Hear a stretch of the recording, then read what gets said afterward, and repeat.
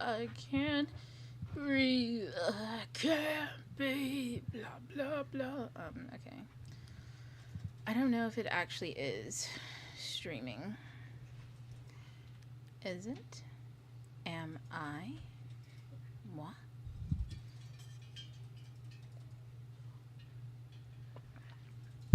I think so.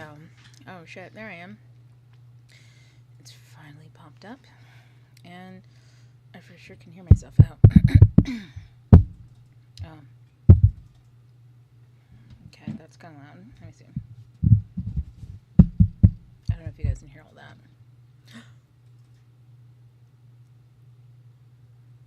Dang, that is loud. I see. I was like checking the book. Let me see. It takes a while for the playback. Oh no. That's too loud. Okay. Okay. Hello, everybody. Ooh, let me get my... I gotta get out of my own head. I could hear myself just then. That was too much.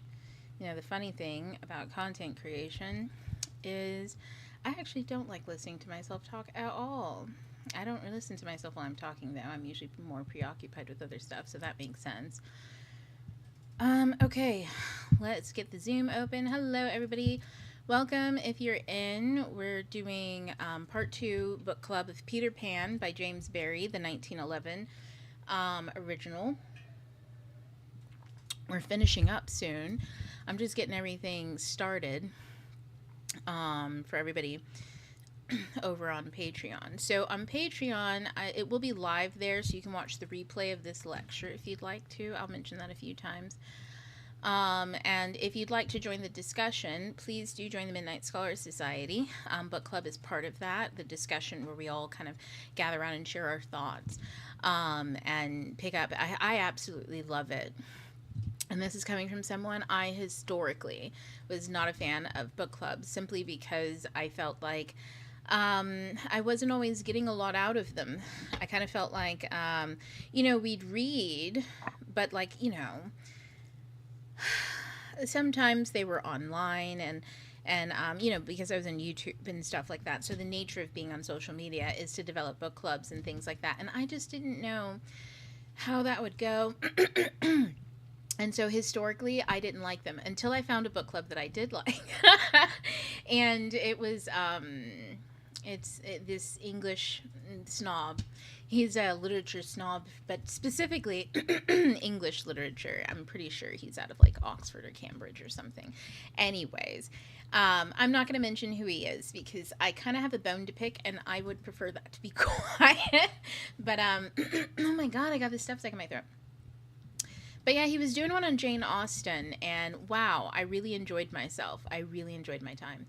And I was like, oh, this is what book club feels like, and that changed my mind. And so I was like, yay, I'm on the book club. I'm on the book club bandwagon now. So yeah, sometimes all it takes is just experiencing something in a way that suits you, you know what I mean? To be able to really feel and get the feel for something. Oh God, I should probably put on my arm thing. I should just move less. Move less. Talk more.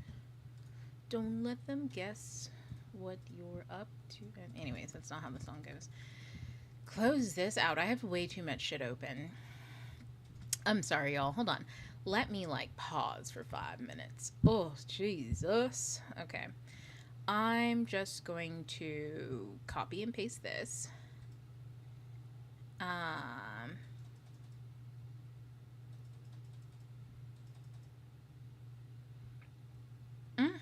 Ooh. I'm going to copy this, which I already sent out. Make a quick live over here on Patreon. So that goes out to everybody via email 1 minute before. I sometimes am like, get it together, girl. You know what I mean? What are you doing? Oh, this can't. I can't put a link there, huh? That's annoying. Okay, so Peter Pan Part 2.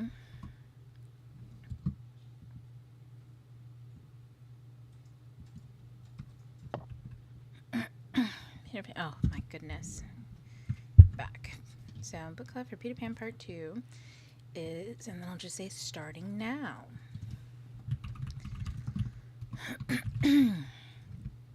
Okay, with this 6, oh my god, it's starting. There we go. Oh, okay. Everybody already had the link, so check your email for the discussion Zoom link. Check your email. Okay. This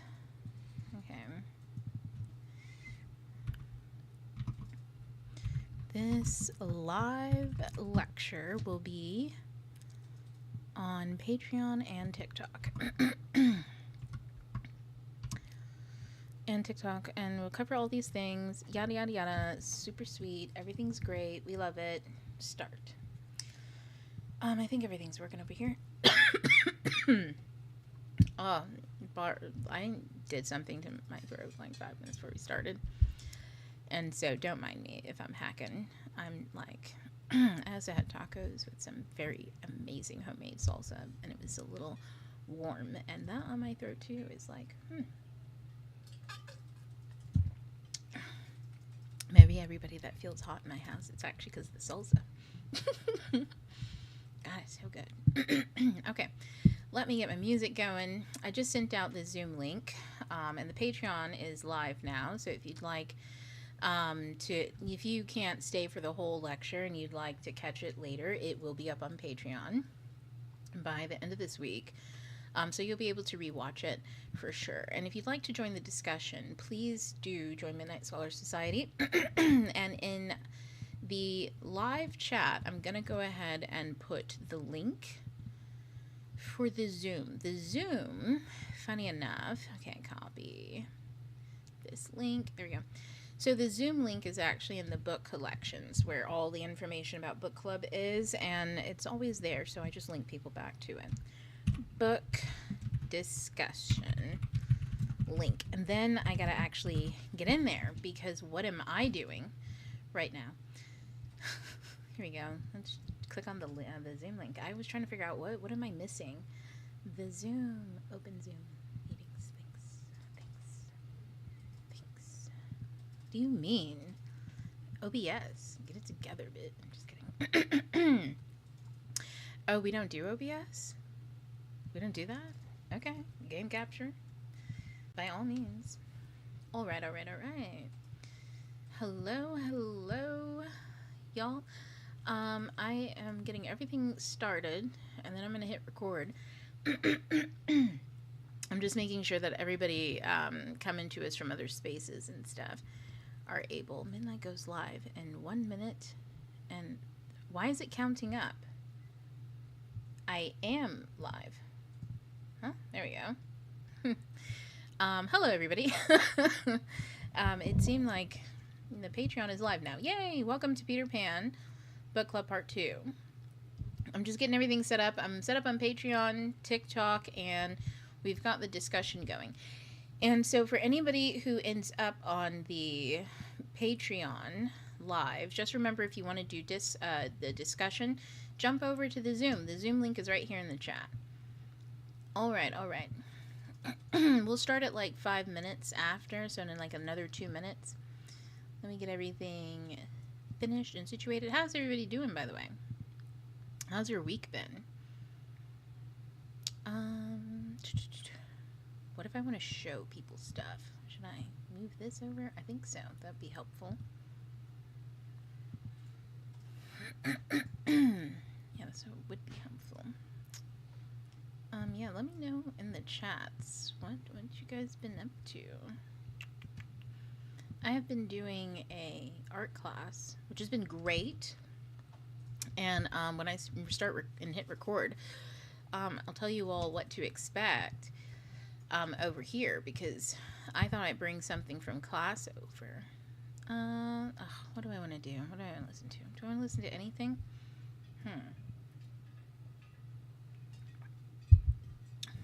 Kind of listen to Dead Space right now. Let's just hit a shuffle on liked music and see what happens.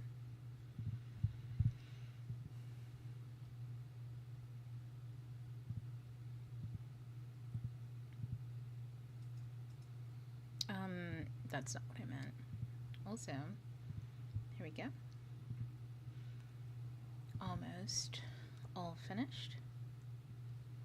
All right, and it's about 5:05. Ooh, this is too loud. Girl, love the music, but not all up in my ear like that. Okay. Yeah, so let's go ahead and get started. Let me see, how many people do we have over on Zoom? It's me and you right now, Megan. I didn't think that this one would be too busy, or it might, as people file in. Because I've had to cancel and move this around so many times. Oh my goodness.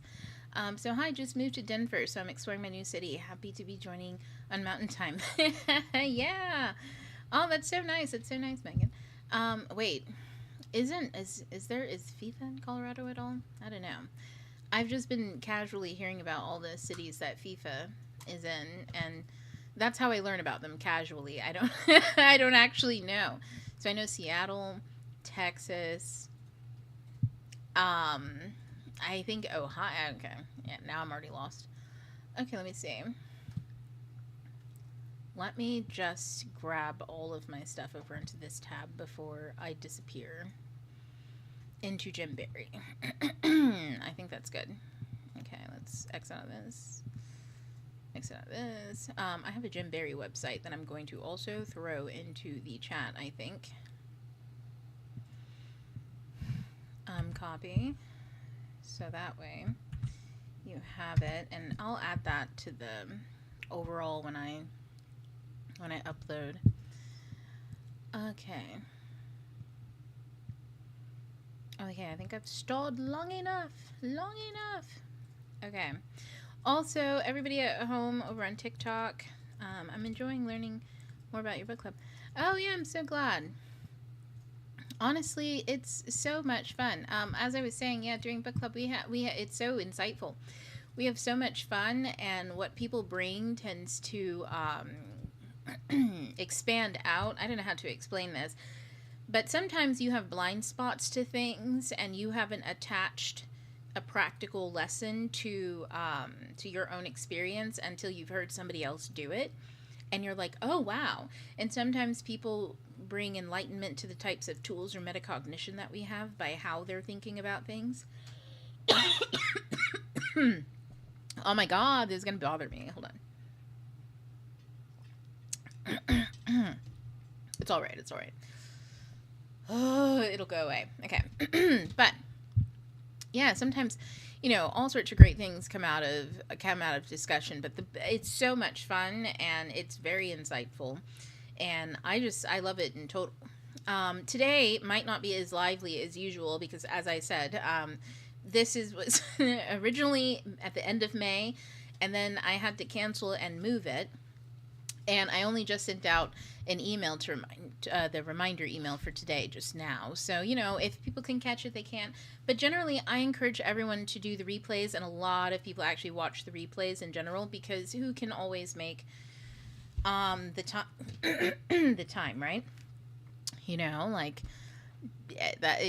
life is weird now.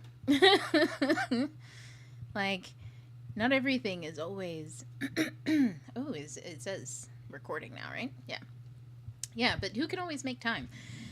Sometimes it's asynchronistic is like a gift, right? And I think that's kind of what the digital world has given us, is the gift of asynchronicity. We can be out of time and still participate.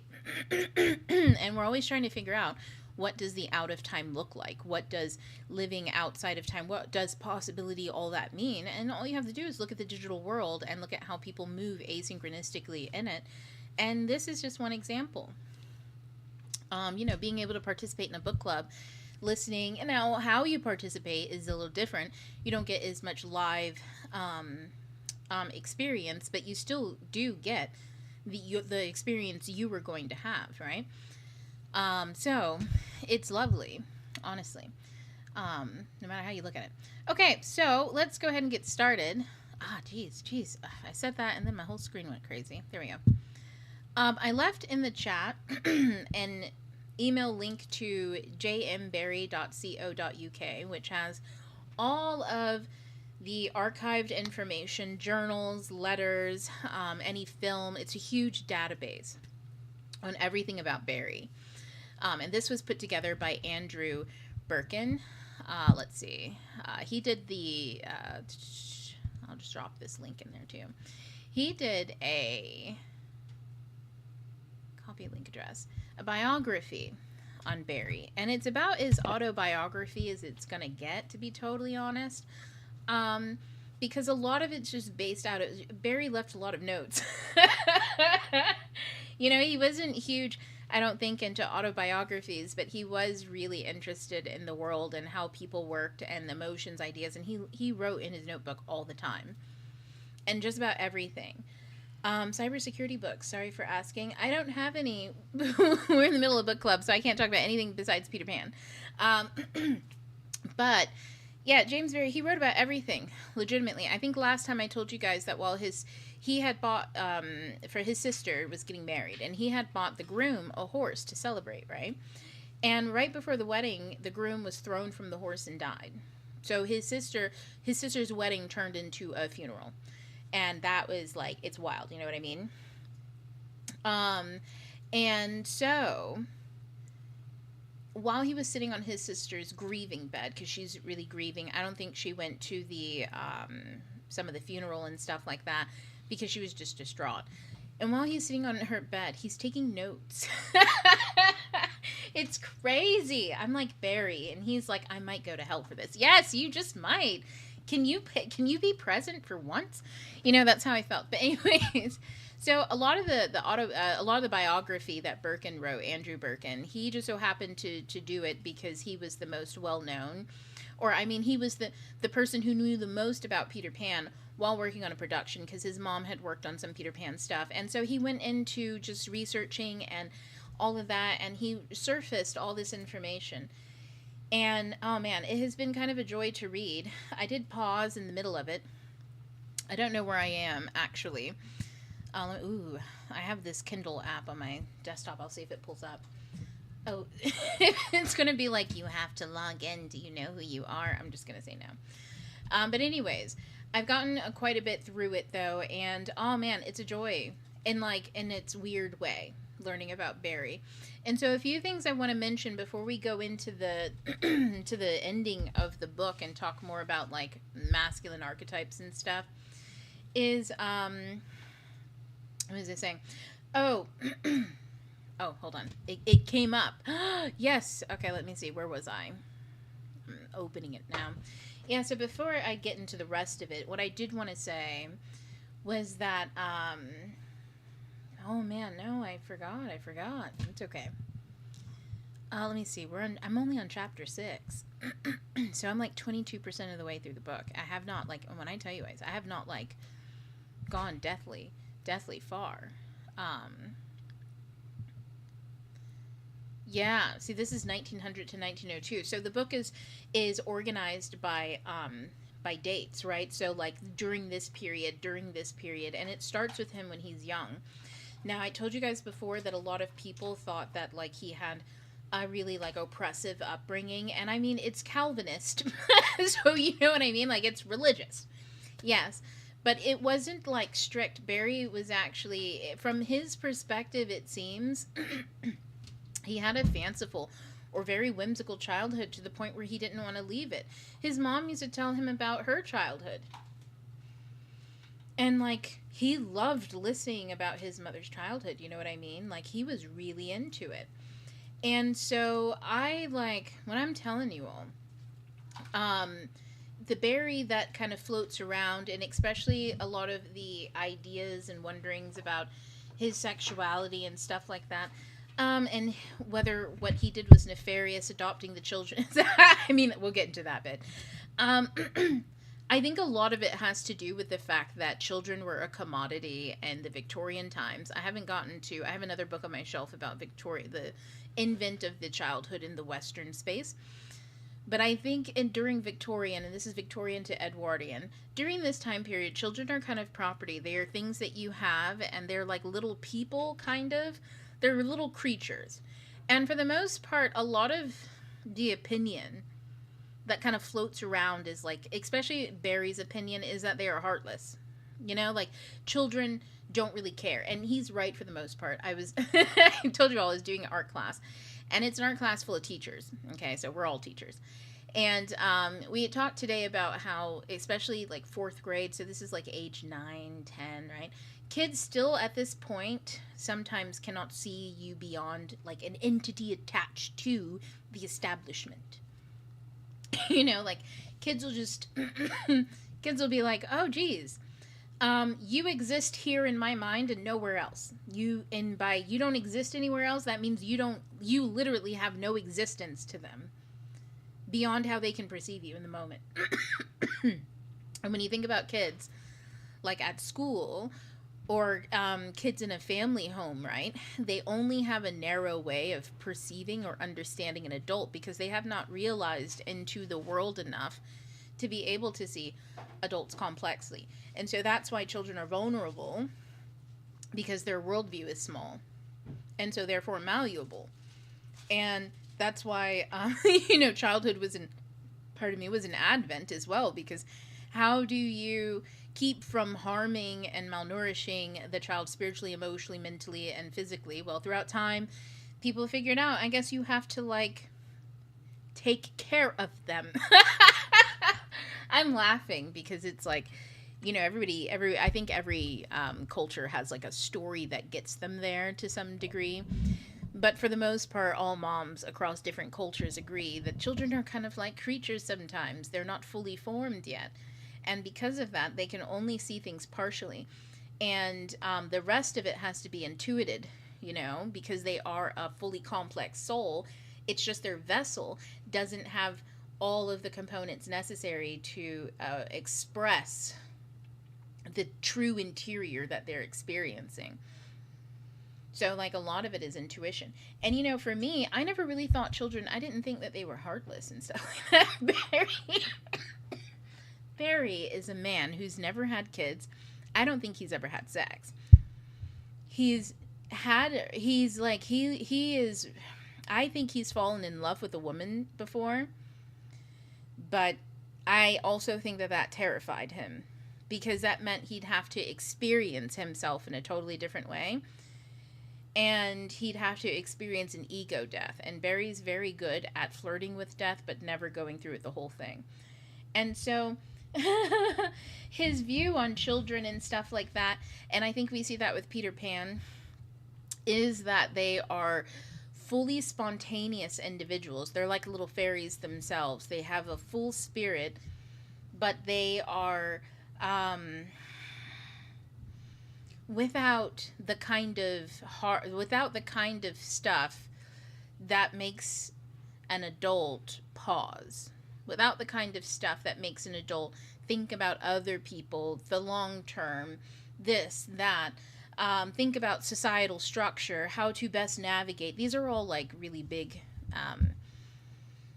tasks, so to speak, like thinking critically and creatively about community and how to best serve, how to connect two pipelines together, how to best serve people, how to keep people from killing each other. Like, yes, experience, right? But like, it's a very complex creative mechanism that requires communication, cross collaboration between groups of people. It requires emotional intelligence. It requires experience as well. And things like, what's the word that I'm looking for? Lived experience on the ground floor working with something, and then being able to translate that lived experience to people who don't have it, right? And so for them to understand it. So I said communication earlier, but that's like teaching and communication. It's a lot. Children don't have that. And also at the same time, it's odd that Barry, he can see that children don't necessarily have that. That's what makes an adult. But also at the same time, he's living in a society that has externalized what makes an adult so much. They've reduced a lot of the emotional intelligence that goes with it so much that it's all kind of frivolous. And the way that we can see that is they've created harsh gender roles, right? Men rule the entire thing, including what women do. However, women get to work within the bubble of what men do, to do all the invisible labor. like elves. And the stuff that the women are too dignified to do, they will get second-class citizen elves to do invisibly. This is the kind of world that he's born into. And, the fact that I think, I don't know if his father was a pastor. I'm going to say he was, but I can't remember. But just understand that the world that Barry is born into, he's moving into the literary space, right? Where he gets to be a man who imposes his will on others. And the more property that a man has, the more he's taken seriously. So a single man is taken less seriously than a married man. A married man with property is taken more seriously than a married man who rents. And a married man with an estate, so that's not only property, but also the inhabitants in that property, right? Peter Pan by James M. Barrie. So the inhabitants that exist in there, is that a child crying? Oh, they must be outside or something. Okay. I was like, oh my goodness, I'm hearing this wild screaming, but they're outside, so that makes sense. Okay, but he's in a world, yeah, where the more you own, including people and stuff, the more you get to throw your will around. And so Barry did but this is his understanding of what it means to be adult, not necessarily emotional intelligence, communication, etc., etc., etc. Because remember, the people who have higher emotional intelligence and stuff are the people who do invisible work. So while they recognize that children don't have what it takes to do invisible work, they also know that children don't have what it takes to participate in their society. But Barry is the type that wouldn't know what the invisible work is. So he thinks children are heartless, whereas women might say that children are burdens at this time period because they have to do invisible work, including whatever raising a child means. And at this point in time, people are always making shit up. It's whatever is fashionable. They had all sorts of crazy stuff and crazy ideas on what you should do with children and this, that, and the other. And it's just what's more socially fashionable in the moment. And so, of course, women in this particular place, we're talking about Victorian and Edwardian England, right, would feel that it's more so either a blessing or a burden depending on their plight in life. But even again, we're not considering the soul and the sanctity of the child. And so when it comes to Peter Pan and Barry, I don't know, he's such an interesting figure because on the one hand, this is a man who desperately, what's revealed in the biography is he desperately wants children. He writes a story about it. In like most of his stories, there's always somebody who has a child, and the children are used as pathos. And a single man, I'm pretty sure this little girl's going to die. Pretty sure. I just know it because the man's supposed to go off to college and have a life. He was saddled with his sister's he's his sister's orphan child, essentially. And so he didn't go off to college, even though he was very smart. And then I'm pretty sure this little girl's had gone off and just disappeared into the Highlands somewhere. And now he can go on and go to college. But we also know how deeply great of a man he is, because look at what he gave up, the pursuit of his life to take care of a sweet small child. So Barry uses children like this all the time in his stories. And he also had a man who fantasized about having a child, and he would pretend the man in the story would pretend like he had a son to kind of feel included in on things, and then had to finally admit that the son had died so that he never had to produce a real child or something like that. Like, it's this sense of a father who has no kids, but he is so in limerence with children that he makes up things. And then you find out that the Davies boys, that was kind of his relationship with them, is that he went to Kensington Park. He was married to an actress that he thought was really, really smart. And I'm pretty sure she was an entrepreneur. She had her own company, I think.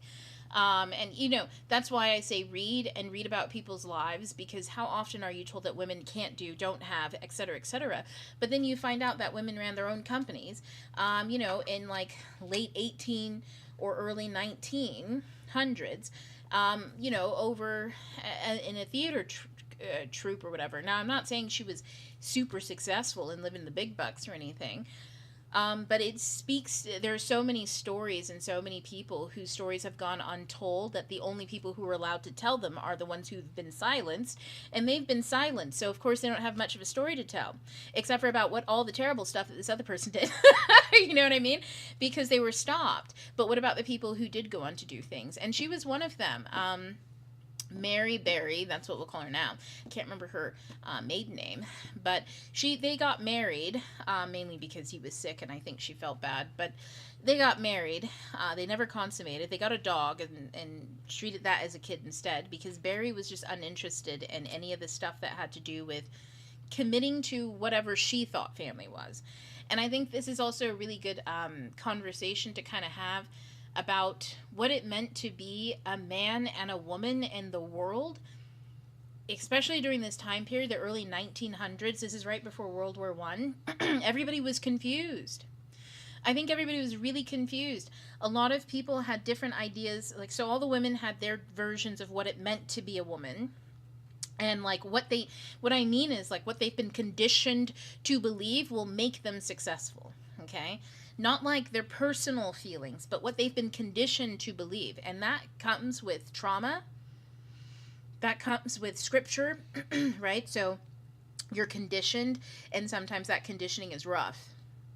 And you're conditioned, and sometimes that conditioning is romantic, right? So you have all sorts of ideas, and then you meet up with someone of the opposite gender who was conditioned to have and to understand what it means to be a man.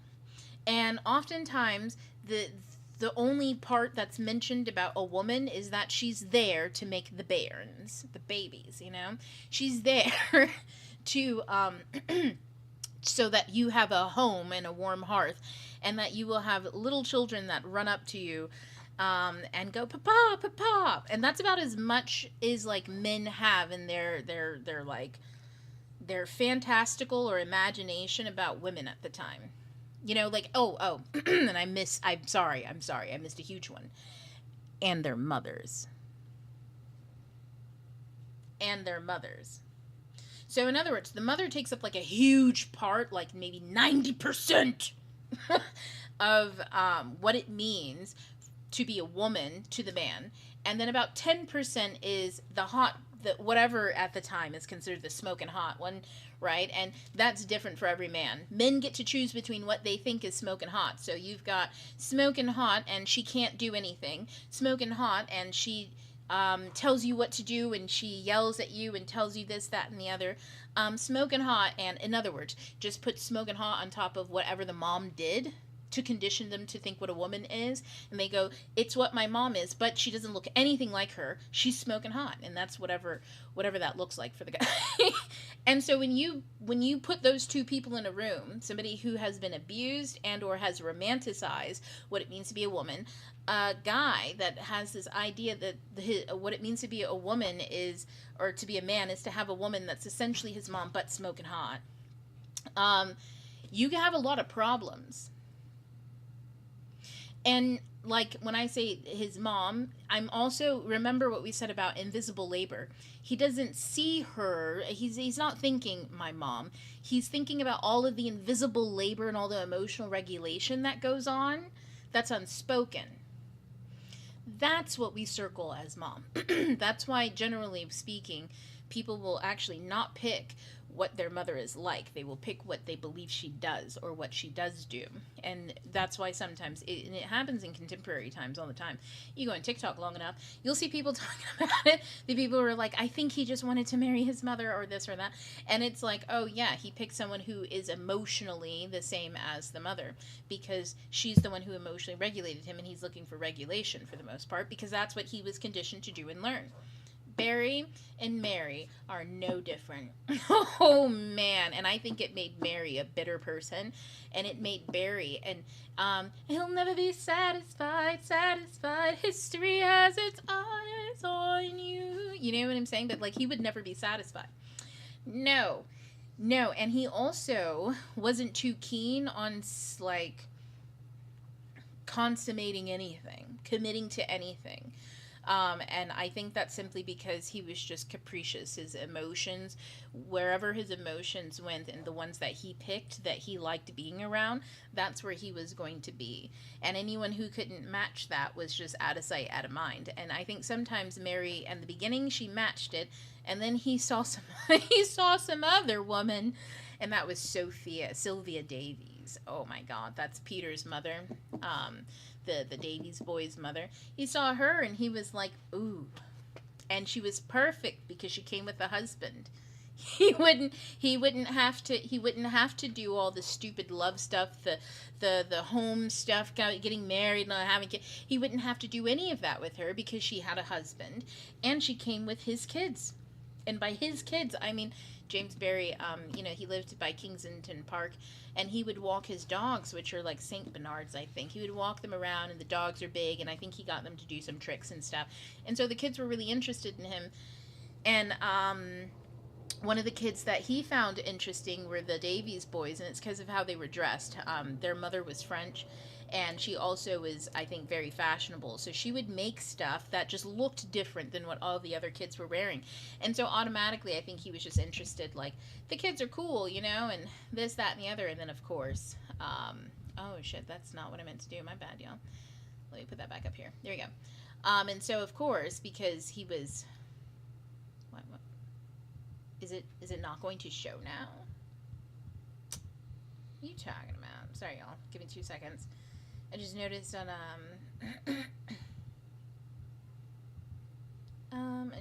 the Tiki-Taki that the picture went out. Center. It's just gonna have to look like this. I hate it because it's got like the white around it. But I think we'll all live, right? Okay, there we go.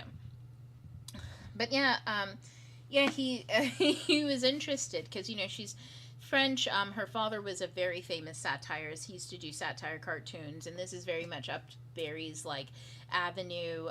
Her husband, so Arthur, who is her husband, was nothing like Barry at all. He was very like I think he was raised Anglican maybe. But like his sister went on to do like women's rights work for laboring women.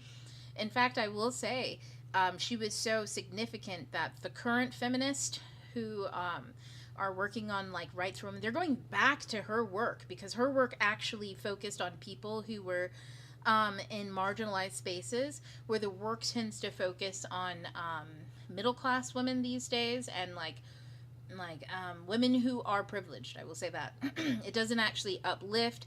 It's just trying to make someone else's life better, like get more power. In a way, I don't know how to explain it off the top of my noggin right now, but they're kind of going back to her work, which was focused more so on marginalized women. So these were women who were laboring in Scotland and stuff like that, who were like in factories. Man, it's wild.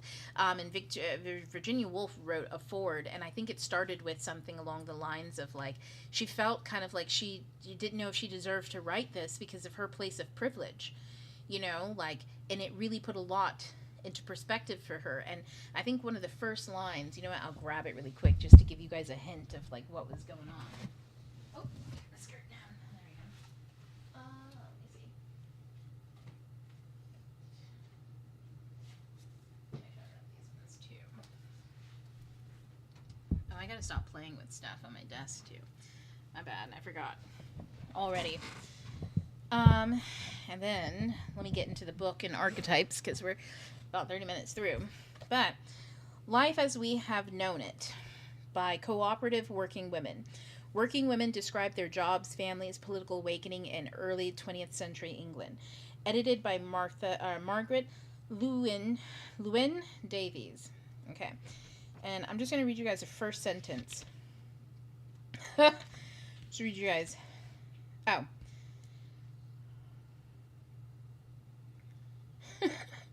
Wow. Actually, I'll read you Virginia Woolf's first sentence. When you asked me to write a preface to a book which you had collected of papers by working women, I replied that I would rather be drowned than write a preface to any book whatsoever.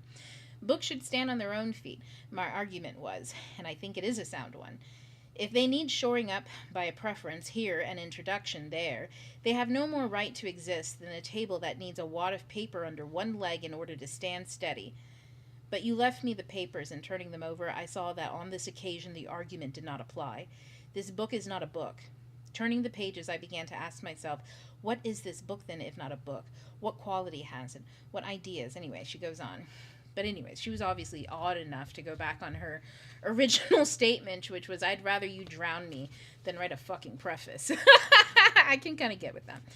But here's the first chapter that I think are the first two sentences that I think is going to put a lot into perspective of what, and this would be like Peter Davies and the Davies boys, their aunt was doing and working with. So, Memoirs of 70 Years by Mrs. Layton.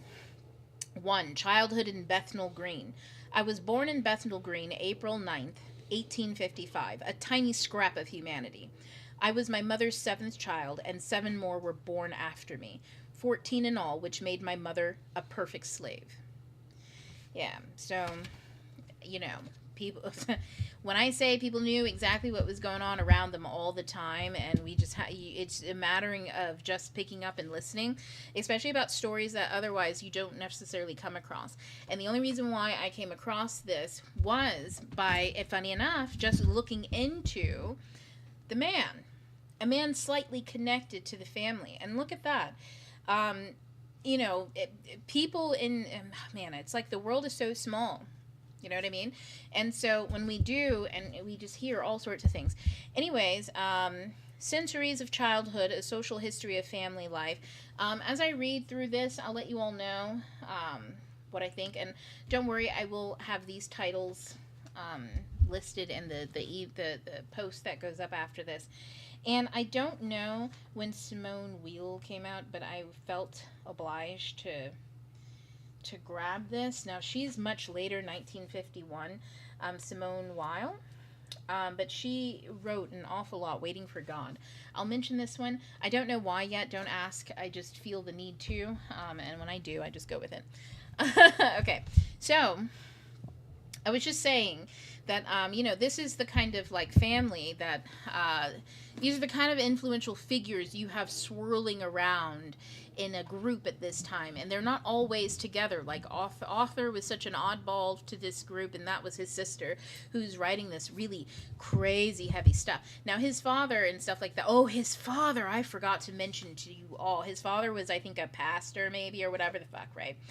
And in front of, I think it was Queen Elizabeth, in front of Queen Elizabeth, he condemned the imperial, like, I think he was condemning the Boer War or some shit. I don't fucking know what it was.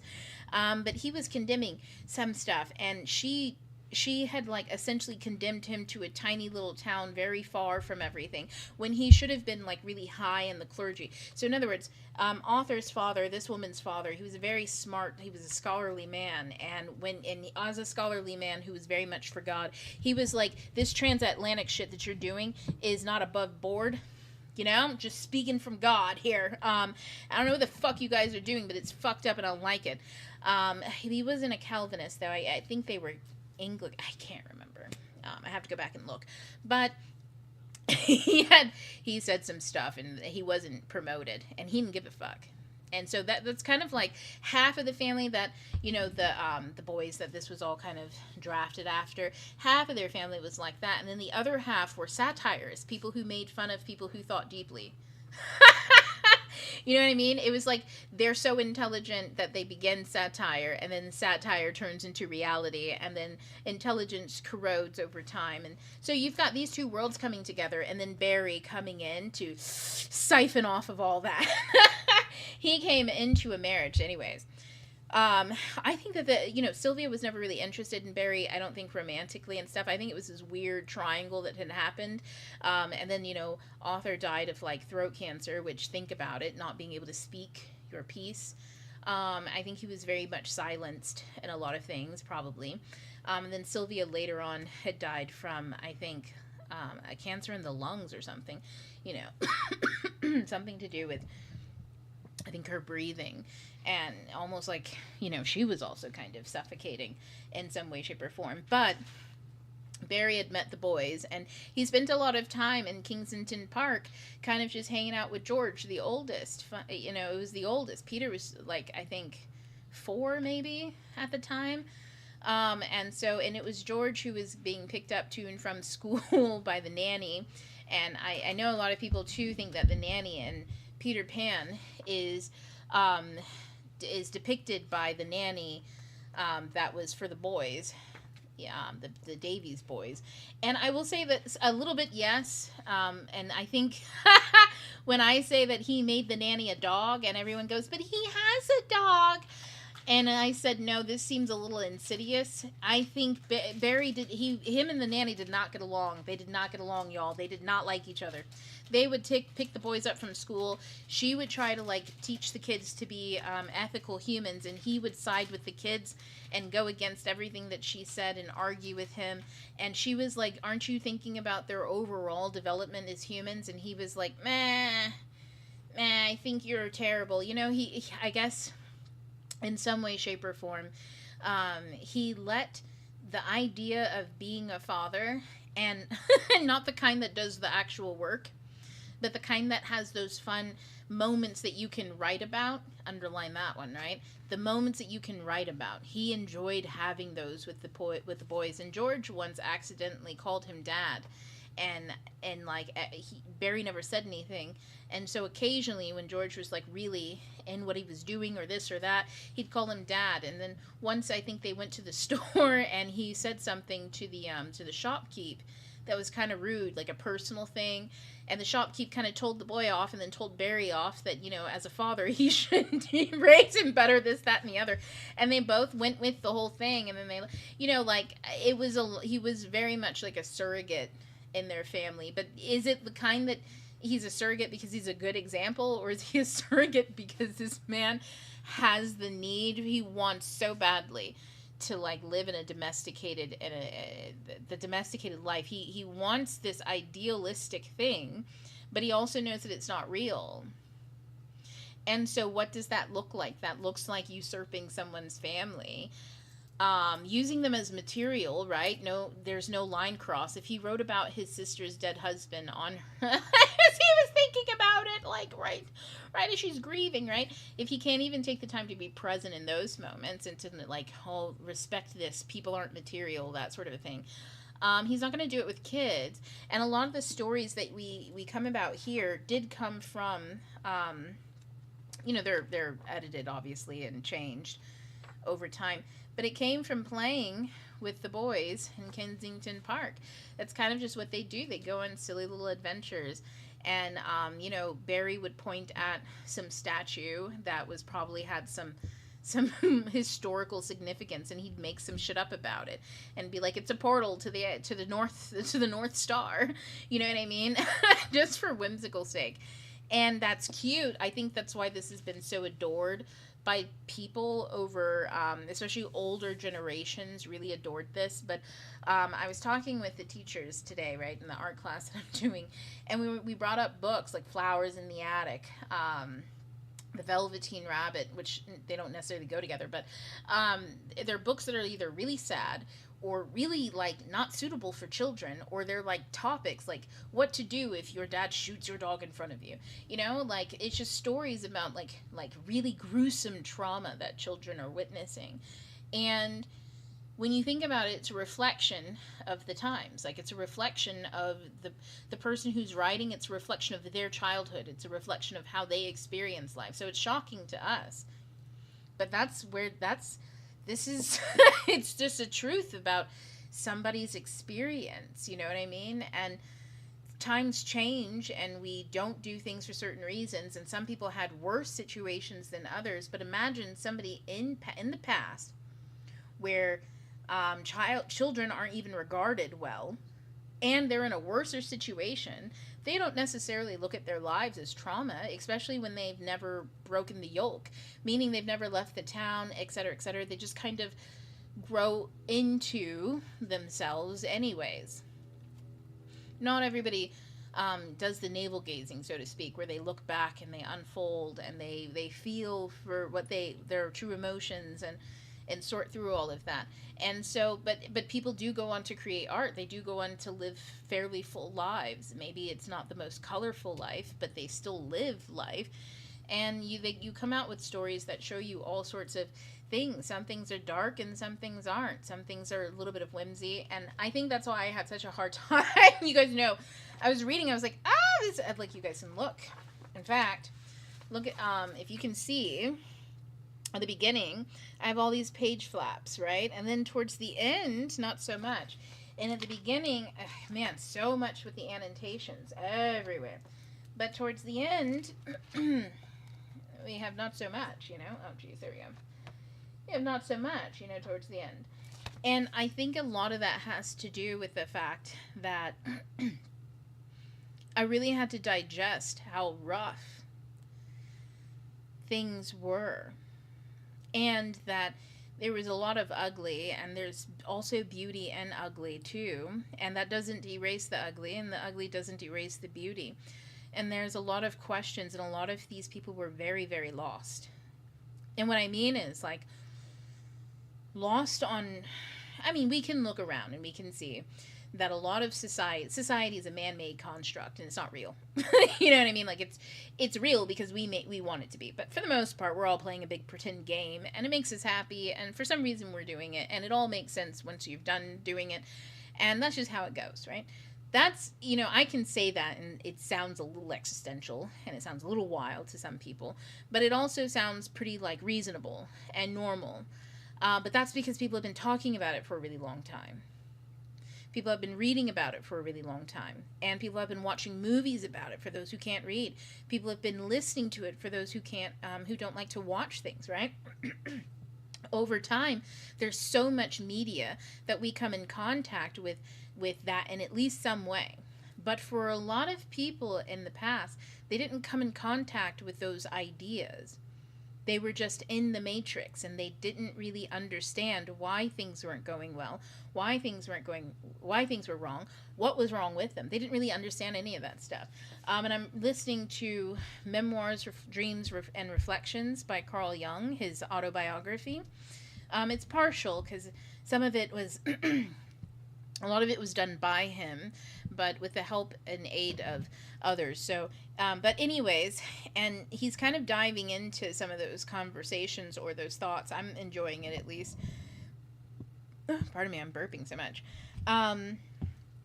But yeah, I guess I'll leave it there. James Barrie. There's so much to say about him, and I'm gonna keep reading the Andrew Birkin. I'll finish that and probably do some essays and stuff like that you guys can catch as they come out. Well, I'll be doing that, and you guys will notice that there's a lot of stuff that I'll probably be talking about that goes anywhere between like 1830 to like 1950, so to speak, maybe 1960s. My eyes just been on that time period for some reason, and and so as I talk about media from there, stories that come from there, people that come from there, we'll just be peeling it back further and further and further. But to get into just with the end of Peter Pan, I'm going to save it for discussion for people to talk about what it was that they enjoyed and stuff like that. So I'm only going to, for the next like 10 minutes, talk about the archetypes that we see throughout this while we think of king, warrior, magician, lover. Okay. And this is Rediscovering Archetypes of the Mature Masculine by Robert Moore and Douglas Gillette. So we did this for book club, this was our previous book. And we talked about it, how, like, obviously the authors still have room, and lots of room, to deconstruct patriarchy in themselves. This book was from the 90s. But it gives us 4 great archetypes to really look at the masculine through. And the masculine is not men. The masculine is not man. Masculine is energy that transmits. That's why it's penetrative energy. It does. It moves. It's action.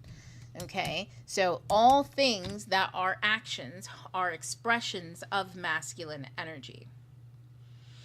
Breathe in, breathe out. That's masculine energy. Sit still. Technically, that's masculine energy going into feminine energy, because stillness. You must first sit, and then you must first be, and then you must first be still, and then you reach feminine energy once you reach stillness, right? Because stillness is no movement, but you must take the action into no movement. So masculine and feminine energy are always going in and out of each other. And you know, as much as they tried, they were unable to really understand that. But it's the 90s, so I'm not that surprised.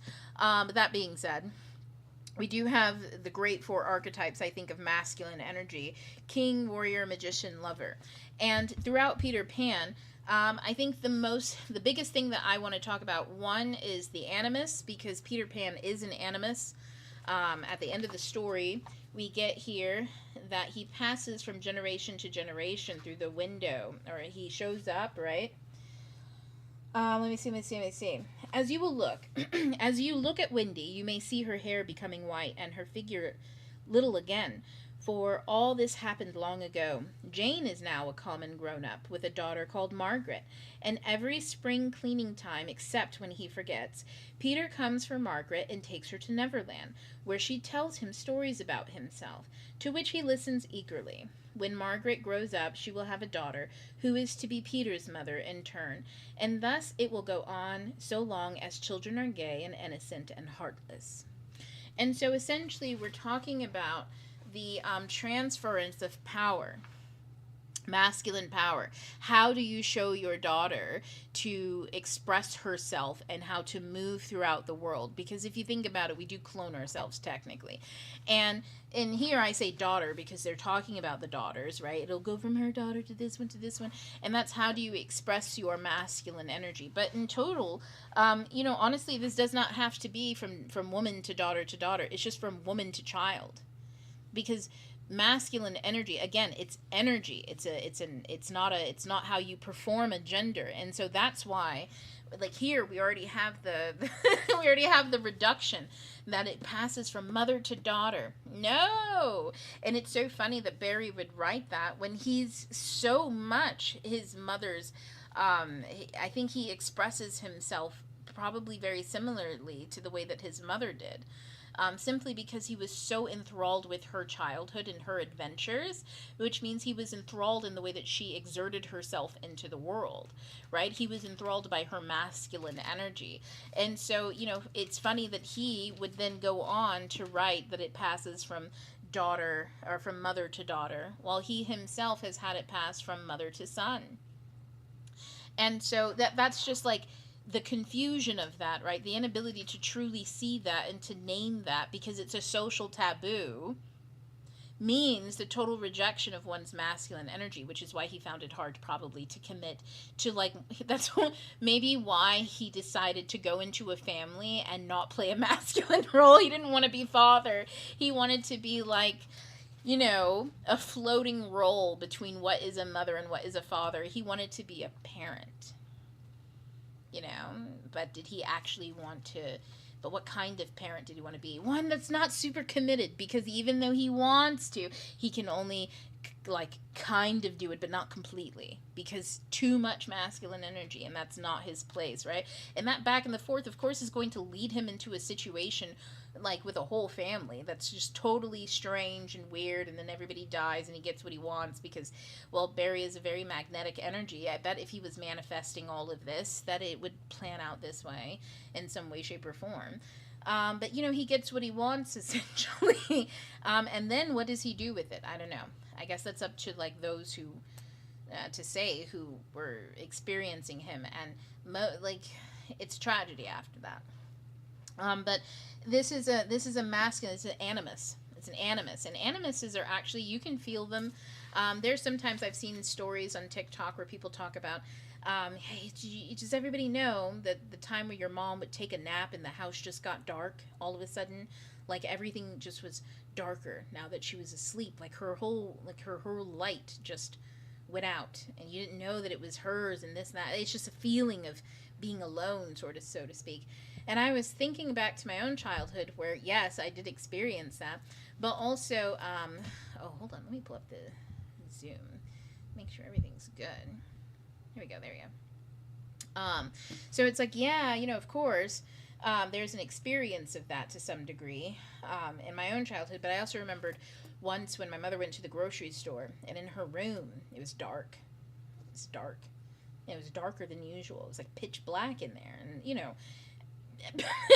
that's a little weird, And then all of a sudden, my dog got up and she stood between me and my mother's room door because I was on a couch. And, bad feng shui, to be totally honest, to be sitting in front of her bedroom door. But we were in Florida, so the layouts are different. We had the kitchen, the living room, the dining room, the kitchen was here, and it leads to the master part. And then on the other side is a hallway that goes into the other bedrooms and the bathrooms over there. And so, bad feng shui because I'm sitting in the living room on the couch and it's facing directly past the kitchen, which is an open layout, to my mother's door, which was left open, and it was just pitch dark in there. And the dog gets up and runs to the end of the living room before you get to the kitchen, and she's just barking at the door. And it scared me so much because I knew something was there. There was a presence there. And oh my goodness. And then once I was talking to my cousin, she talked about something similar she felt at my grandmother's house. Except for she had a worse experience with it. She had a dream, and it was very bad.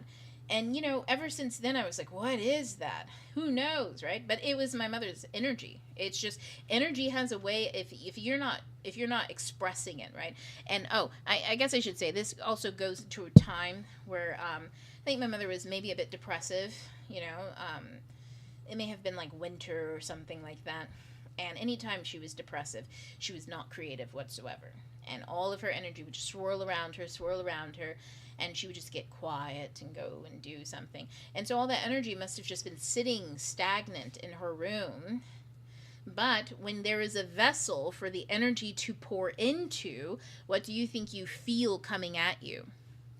And if it's not yours, it's best to say no, right? But that energy, especially if it's inside of and it's a part of an actual adult that's been around for a long time, then the energy kind of has a life of its own. It's their energetic body. It's just, then think about your own, right? What happens when you leave your energy lying around? People can probably feel it. If you get super depressive, your energy's somewhere, right? Doing something. Honestly, when we talk about the Etsy witches and stuff that exist, their energy is always going around doing some stuff, which is why I'm always telling people, don't do fucked up stuff, because when you do that, your energy is going around, but your energy may not rank the same as other people's energy, and your energy can get eaten up, you know what I mean? Somebody decides to take it and alchemize it because they can eat it, it's not big and scary to them, then boom, there goes all your energy body, and all of a sudden you permanently can't get energy back. Because it's been alchemized. You can't call it back to yourself. And, a lot of witches, they try to practice, hexing people and throwing energy, their own meditative energy at that person. And if that person eats it and alchemize it, that person, they're trying to get back the same energy, but it's already changed. It wasn't destroyed. It was transformed. And if you don't know what it was transformed into, you can't get it back. Because you sent it, you gave it away consensually. When people are sending like death spells, they gave that away happily. Yes, I want you to take it all. And then that person just alchemizes it into a new car, payday. The death of their poverty. Now they're rich. You know what I mean? You can't be like, well, give me my energy back. No, it's not the same. It's not the same. So now it's gone. And then that person, that's why I say especially don't mess around with people who do like death spells and stuff, because if you that takes a lot of energy to send something like that at somebody and to push them into that type of end off their own path, right? And then if you try to get it back and you can't because they alchemized it, then all of that energy, if you needed it to live, right? People are always playing with their energy, throwing it elsewhere. And it's like, you need this to live. You don't know what's happening tomorrow.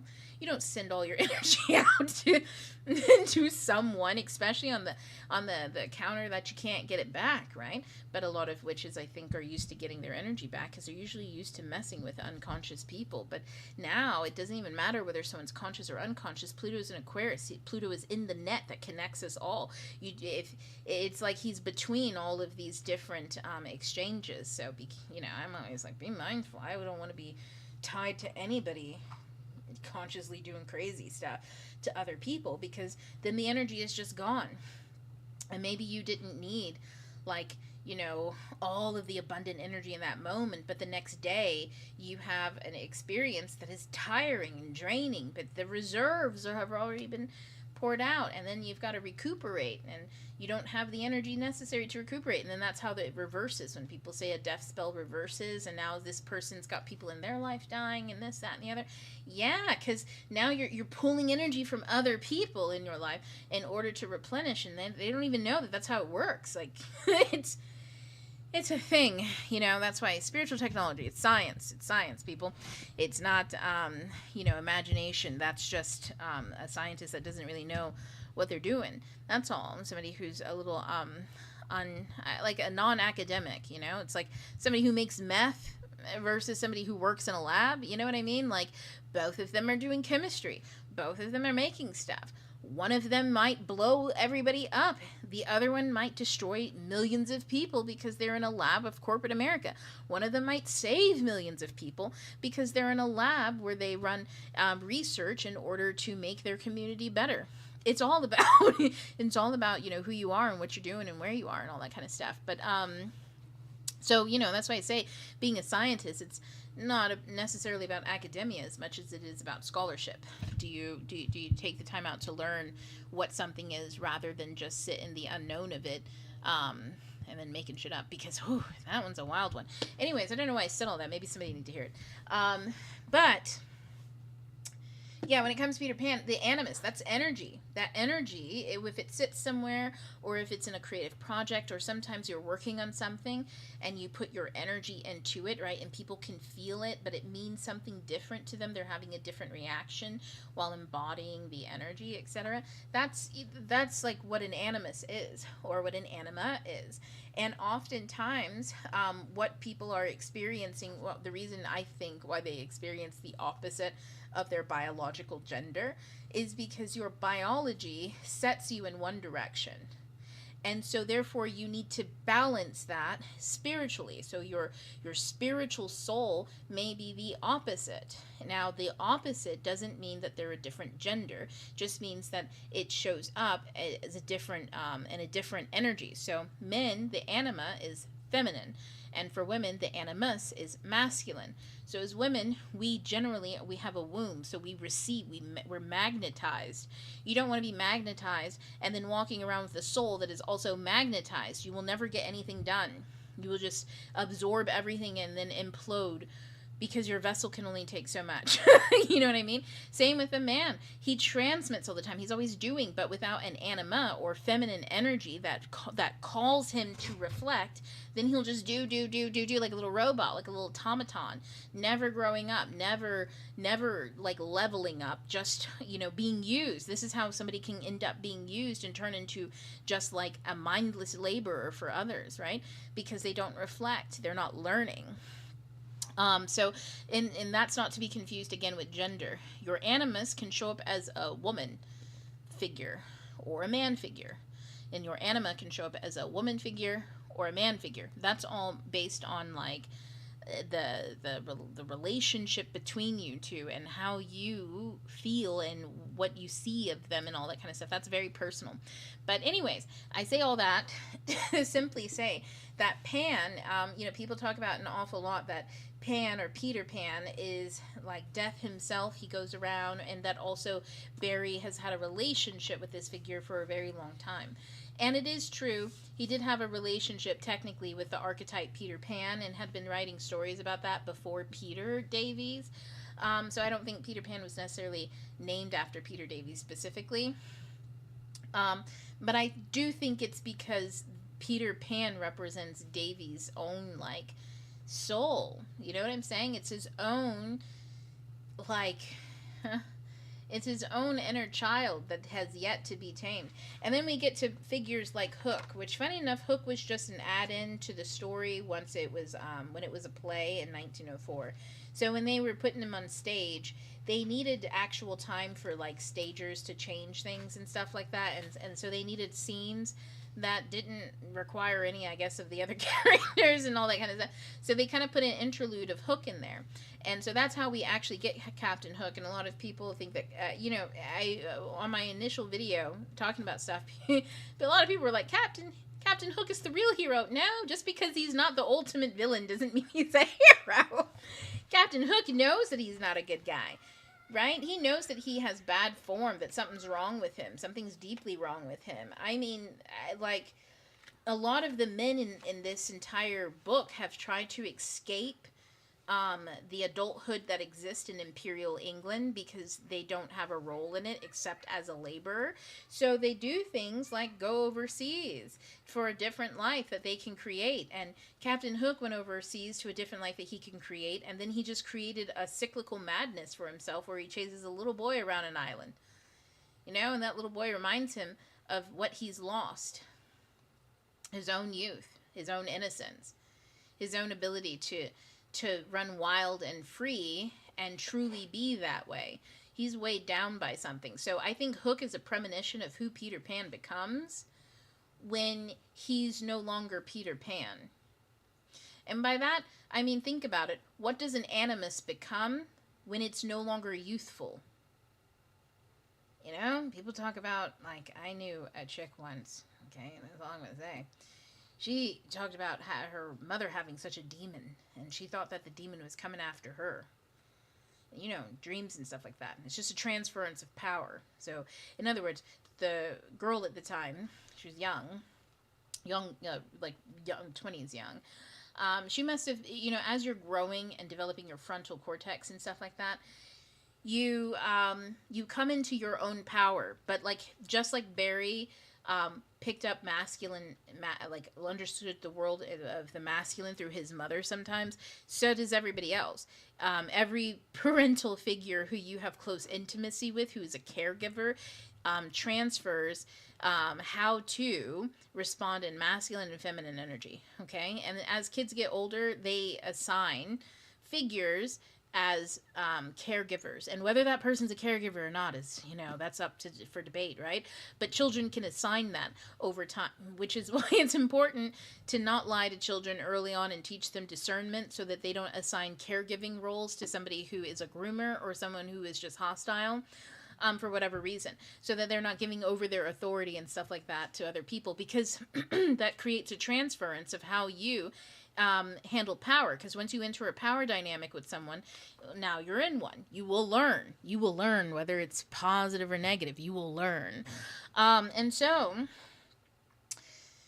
I think that this young woman was just entering into a space where she was coming into some of the traits that she had learned from her mother, but a lot of them were super negative, right?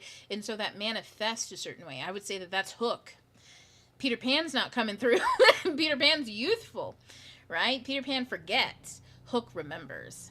Tick tock, tick tock, tick tock, and his time is always almost up. He's got anxiety, time anxiety. Anybody got time anxiety? Then you got a little hook in you somewhere.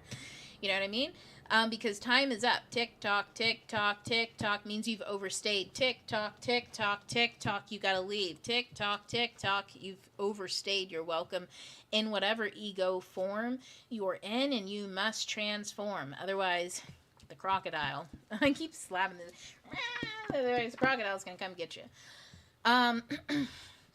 Yeah, so I think that that's, man, as far as Hook goes, he's definitely not a hero. He's definitely not somebody that people should be looking up to. I think it still stands that Mr. Darling is unhinged and has problems. He spends all of his time until the children come back in the doghouse, you know, and it seems like it's more of a public display because he gets rewarded for his deep, deep, deep sorrow. And for how much he's beating himself up, right? Like, he's repenting like such a good Catholic man or something like that. I don't know if they were strictly Catholic. They could have been Anglican. He was raised up Latin, but I don't want to say that they were Catholic specifically. But either way, he's really playing it up, right? And people, I think in the newspaper, all sorts of people took an interest to the point where I think the nanny, or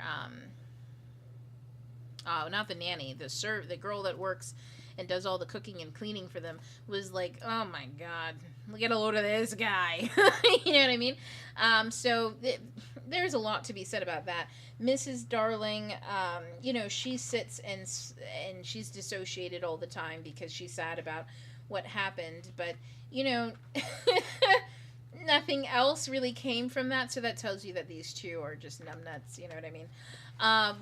What other characters do we have? Tinkerbell in here, who gets used up over and over again. I do think that Tinkerbell is a really good example of um, someone who gives their power away and does not receive in return. So if you're looking at any lessons to learn about what it looks like when you give your power over to someone who is alluring, and and also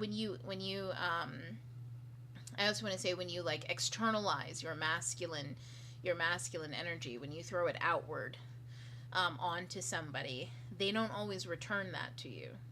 So for women specifically, if you look at Tinkerbell's kind of movement through here, James Barrie is telling you exactly how young men think of women who are magical, that they're really good to spend time around and to spend as currency, and that all you have to do is say stuff. They know all the right triggers. Like they told Tinkerbell if she didn't come out, they'd talk about her nightie, her negligee. And so she got out of bed and came out, oh, excuse me, because, they were going to, in other words, violate her womanness, and by that, I don't mean like in any like foul way, but by being nosy and talking about things that are just for women. It's a sense of propriety, kind of. So they were going to do that to get her to do stuff. Sometimes you have to appease her by saying you believe in her and you like her and all of this sort of stuff, and that gets her gears going. So in other words, Peter Pan, I think by the end it's revealed that he's forgotten about Tinkerbell, because there are other fairies around. In other words, there are so many girls out here that'll just that'll just hang around for the plot. They're a dime a dozen. So Tinkerbell really does represent a very specific type of pick-me, the kind that never gets picked. And Wendy represents a different kind of pick-me. She's not exactly going around asking to get picked. She's one of the ones who gets picked. And so I think, sometimes in contemporary literature, or not literature, but in contemporary social times, we don't necessarily always identify the difference between a pick-me who never gets picked and the pick-me who does. And the difference is who's willing to play mother. And getting picked is only a temperamental thing. Like, Wendy gets picked as in she gets picked to boss Peter around, but that's also a pretend play game. She doesn't actually get picked in the end. He just says, yes, I'll play with you and I'll play your game because you're playing mother. But as soon as I'm tired of this, or I don't want anything to do with this, or you want to go somewhere else, I realize I don't actually need one. And that's the danger of Peter Pan, right? He doesn't need one. He doesn't really care about mothers, but he's so interested in having one when it suits him, and things like that. And I think that also speaks to the relationship between an unhealthy animus and the maiden, the mother, the crone energy, and feminine energy, right? So I want to say, when we're talking about archetypes here, right? An animus that is out of balance with the anima, or with its host, it's oftentimes out of balance. So an animus is out of balance with the feminine aspects. So that means you, as a vessel, as a person who has both a vessel and your vessel is feminine coded, because you're a woman, right? You were born biologically woman. It's coded as a receiver.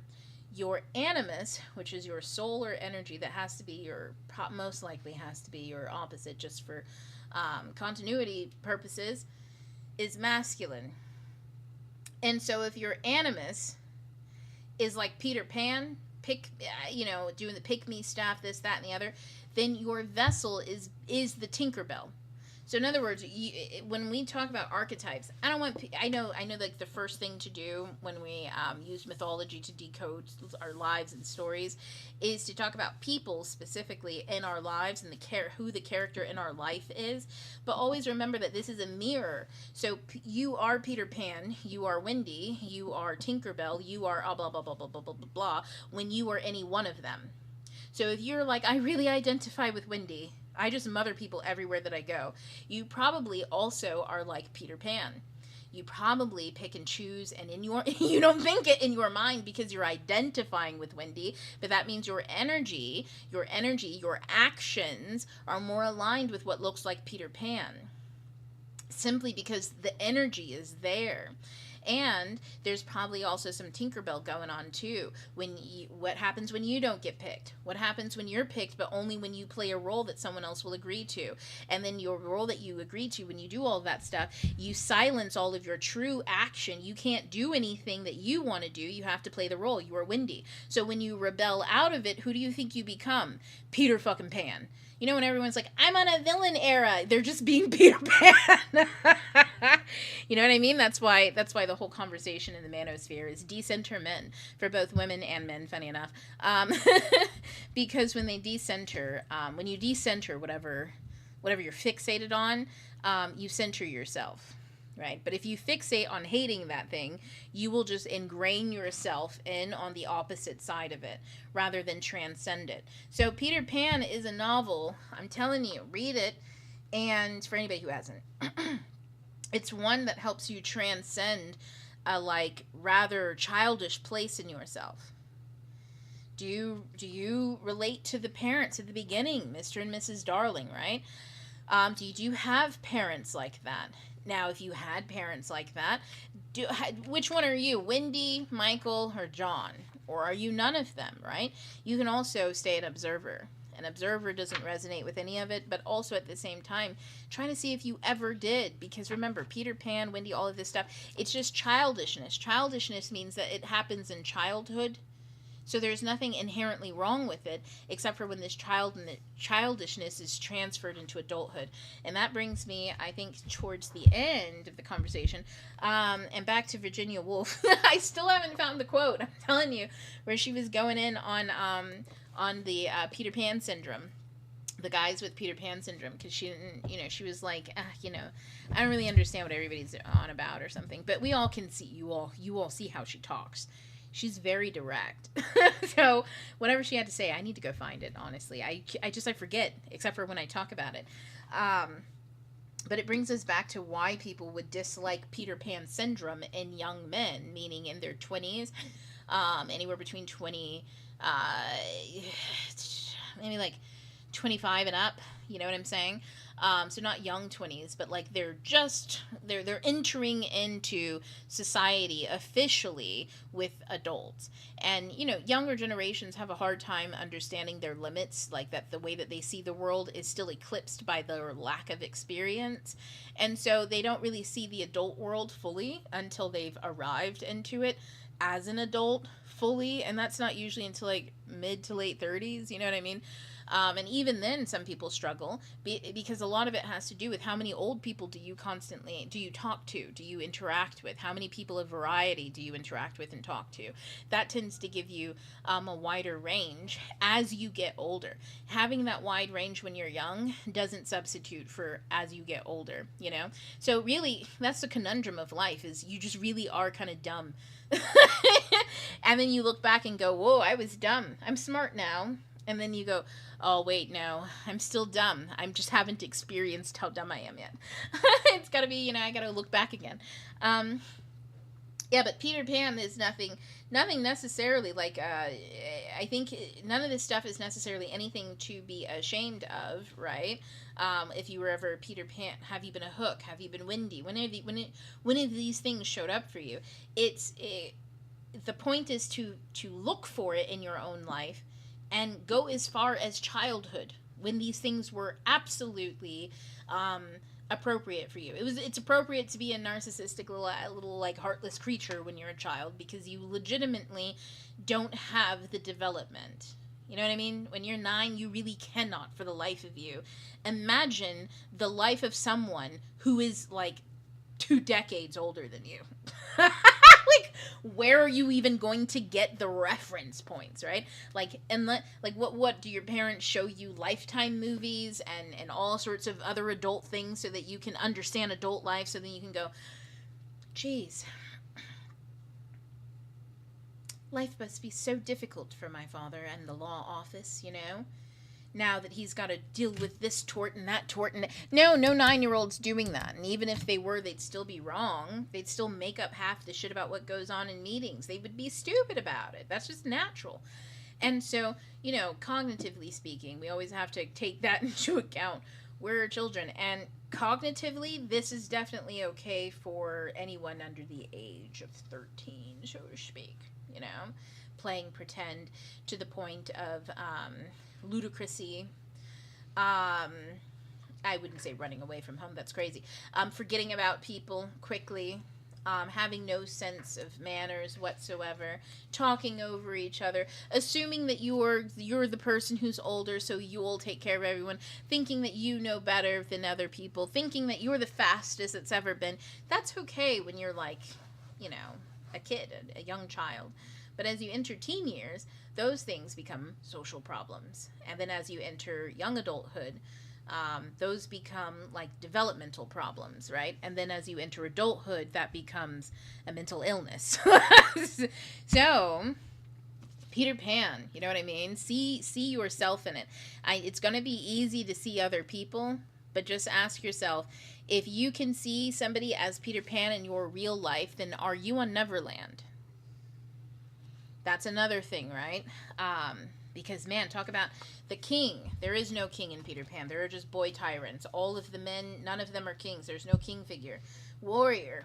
I would say that the warriors in this are legitimately Tiger Lily and her clan, right? They do a lot of fighting all the time.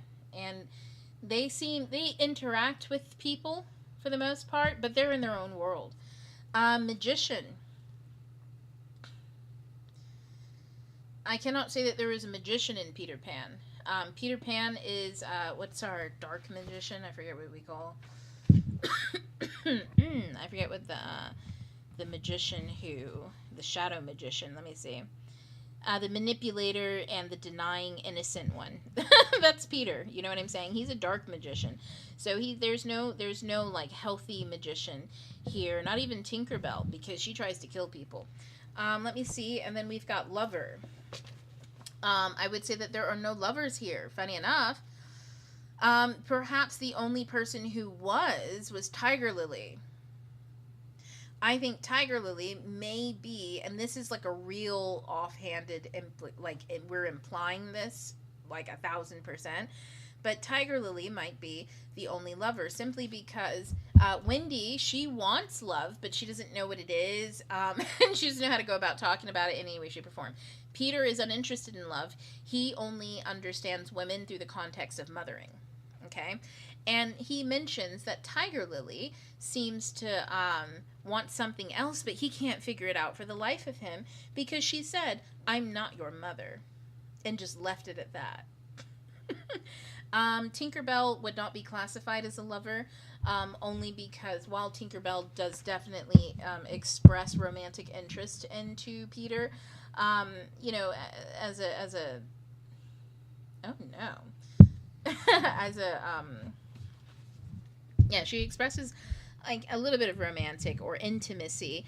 It doesn't really come out necessarily romantic as much as it does as obsessive. And I think this is more of an addictive relationship. So it's not lover. It's a shadow lover. It's not at the high form. It's at the low form. So all of Peter Pan is boy psychology. You know what I mean? And I should hope so. They're all children. But it says an awful lot about Barry too, because I'm reading When a Man is Single by Barry to see how that comes out, because so far, his writing's really colorful and vivid. Honestly, I can hear it on the page. But so far, a lot of the archetypes there too. I haven't seen a true king, warrior, magician, or lover. But it sounds like the main character is being positioned to be a king. So I'm really curious to see if Barry was really just capturing childhood and the whimsy of that, or whether this was like, I mean, because I'm curious, because it's like Barry never seemed to enter into adulthood fully. And to finish up on this, Yeah, I think I will mention about Barry. When I say he never really seemed to enter into adulthood fully, I kind of mean, and I don't even mean this, I want to be clear because I don't even mean that into a negative way. Because again, I want to remind us all of what adulthood looks like. And like between the early 1900 and on in Imperial England, especially before World War One, adulthood looks like a farce. It looks like Mr. and Mrs. Darling. And in a way, it's been rumored, you know, were the Davies, was Sylvia Davies Mrs. Darling, and was Arthur Mr. Darling, right? He was raised up Latin, most likely, right? Like, is that them? And is that how he sees adulthood? As people who are kind of perpetually stressed about frivolous things, you know, that they are so neglectful of their children they don't even know when they've flown away to Neverland, right? So that's what he sees as adulthood. That's what everybody kind of around him participates in, this kind of drunken mockery of life. And then they call that society and all of this other stuff. But does he have really good figures, especially in the bohemian kind of setting that he's in, of people who do it in a way that's healthy? Could he even have those figures in 1900s Imperial England while they are simultaneously colonizing the world? You know what I mean? Like, probably not. You know what I mean? And also, during that time period, the people who were very serious and who were role models in that, so like Arthur Lewins Davies, right? So the father of Peter and all of that. The people who were serious about that were consistently, this is his sister's book, on life as we have known it by cooperative working women. These people were considered intellectuals and too serious. Like life isn't that serious. And I think that that's the loop that Barry and his crew kind of get stuck in, is that they're intellectual enough to understand that this whole thing is bullshit and there's no point in participating in it because it's also boring and kind of gross. You know? But then on the other hand, they would see the people who are working to change everything and they'd go, oh, nothing's that serious. Like, you know, these people working in factories and all of that just seems like too much, you know? Like, it's just overwhelming and not too interesting and all the more kind of sad. And they're not equipped to deal with it. And I think that that's the issue, is that you have a bunch of men who aren't equipped to change the world because they're also not equipped to join it because they've rejected the false one. And so they keep, the false one is all they know, so they just keep rejecting adulthood all in general. And then that becomes a habit of practice. And then they find people who practice that habit, and then they do it as a group, and we call them the manosphere. You know what I mean? They call them like patriarchy, whatever. And so, yeah, I'm going to leave it on that, I think. Peter Pan was such an interesting ride. I'm going to tell you, sitting around with, like, Barry stuck in my head sometimes. I start, you know, I think Peter said it most, is, no, maybe Andrew Birkin said it in the biography, is that everyone sounds like Barry after a while. Like, anyone who's around him too much, they all sound like him. There's a Barry-esque quality that, like, seeps into everybody's writing. And I think it's real, you know? Like, I told you all early that I had a lot of kinship. I was like, oh my goodness, his writing is a lot like mine. And then as I was reading it, you know, I find myself, it's what it is Barry kind of allows you to just let loose. And I think that that's what's beautiful. It's almost sad. I wonder what the world would have been like if he had been able to see himself fully realized. Because for the most part, this man spent all of his time in the non-material world, in the liminal spaces, you know what I mean? Because he just was not interested in all of the stupidity of, I think, social life. And in his own way. He's no saint, but, you know, in his own way, right? Because he still took advantage of all of the things that he did enjoy. So do follow your joy, people. It works. But I do wonder who he would have been if fully realized completely, because, man, he has a way of telling you, he has a way of setting you free. You know, like, to be childish. And to see your childishness as silly and whimsical. And, not all of us are walking around with like a sadistic Peter Pan inside of us who, we just want to forget everybody and this, that. I mean, and then sometimes we are, right? Like, I'll be honest, like sometimes there's a little Peter Pan inside of me. I get a little too close to the world, and I'm like, let me go. I need to leave. I want to forget everybody and everything and just like be off into my own little my own islands. Like, even in my art class now, sometimes I'm sitting at the table, where we sit at tables and stuff with other people, and as I'm doing art, I'm really quiet and I just focus on my own thing, and I'm like, oh man, I'm so not a chatty person right now. And I'm like, oh, I hope nobody's like, feeling feeling like, oh, I got stuck at the quiet table, because me, and I'm just like that. And so sometimes I get deep into my own interior, and I can really appreciate the way that Barry was so comfortable there. He was so comfortable there that he even started taking notes on people, and then he started publishing them. And I'm like, Barry, you could have at least made it fictional. And he's like, I did. Anyways. So that's what I want to say about Barry. Honestly, it's such a beautiful, beautiful, beautiful time that I've spent, and it was uncomfortable, most of it. I don't know. Anyways, we're going to talk about Peter Pan a lot more often. It'll come up again as we move forward with things. You guys know I'm always referencing stuff, but as far as archetypes go, I think that I told you all I was so interested in this one because I thought it would represent boy psychology really well, and it does. It so does. He knocked it out of the park. And I think the word heartless keeps coming up, and heartless simply just means that it didn't turn on. It hasn't been activated yet, because it's still tightly closed up in the interior, because it's scared to feel. Feeling hurts at first. Oh man, any new feeling that you feel, you have kids, and that teaches you what grief feels like, because every day you want to get farther and farther and farther away from like horrible, nightmarish like experiences that people have. Because you're just like, I don't want to experience that. This is too precious. No, right? And now all of a sudden, something that brought you tremendous joy that you've never experienced before is bringing you tremendous pain. It hurts to feel, but in order to live, we must, right? So, such a great thing. I'll be mentioning him a lot. Also next, and we'll be doing this July, I will send out, don't worry, if you all are listening, I'll send out an email or a newsletter where I talk about a lot of different things. But The Wizard of Oz by Frank Baum is our next read. L. Frank Baum. And, I am reading alongside all of this